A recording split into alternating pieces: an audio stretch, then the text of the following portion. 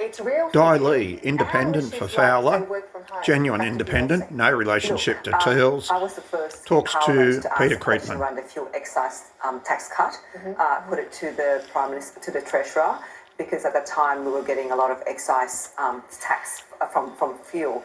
And I said, what were they going to do about it to assist with the cost of living? That was my first question, I remember, in Parliament. Nerve-wracking it was. And so for my community at the moment, cost of living such as energy bills for a business has gone from September 2024, earlier, from about $4,000 to about $9,000, $12,000 in energy bills. So that's a lot for a small business on a monthly bill. Insurance gone up, grocery prices have gone up. So people are talking about practical things that are impacting them on a day-to-day basis. The work from home, the majority of our people actually work in factories, retail workers, they're nurses, they're truck drivers. They are the engine, I believe, of New South Wales. They are the economic engine of New South Wales. They don't have the luxury to work from home. No, work from home is a middle-class job where you can work from your kitchen with a laptop. And I'm not being disparaging about it, but it doesn't apply to most jobs in parts of Western Sydney. If they are hurting, are they blaming Labor and the Prime Minister for their pain? Look, in my door knocking that I have done over the last 12 to 18 months, a lot of people have obviously very frustrated that Labor have not delivered for them in terms of interest rates have gone up 13 times, and of course we've had the reduction of 1, but there's still that 12 rises. So people with mortgages are still feeling that pain. And gas, a lot of our small businesses use gas as a means to obviously provide services, restaurants and all that stuff. Insurance have gone up. So people are still saying, what is the government doing for us? So they acknowledge the government has provided some small form of relief through the energy rebate, but they know it's just a very short term and one-off.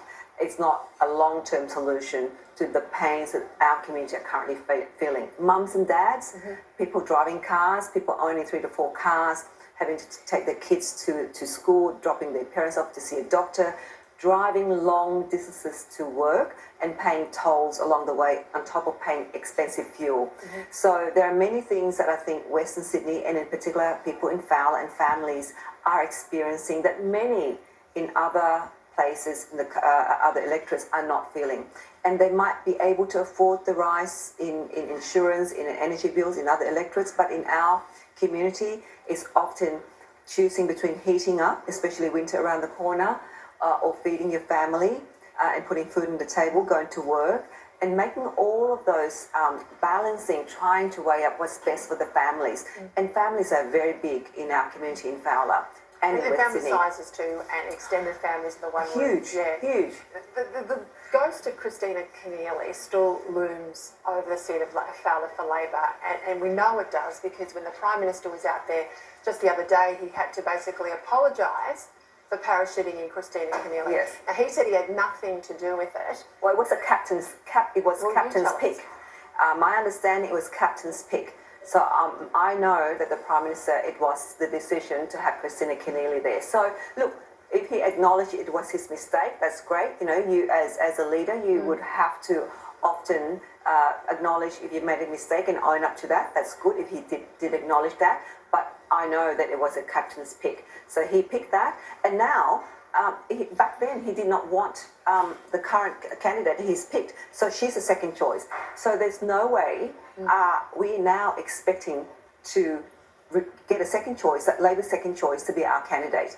So I think we need to respect our community, and he needs to respect our community better and not take our community for granted, because I think in doing this, in giving us their second choice, Labor's second choice, once again, they're thinking that we're second-class citizens. And I think that our community deserves better than that. Just quickly.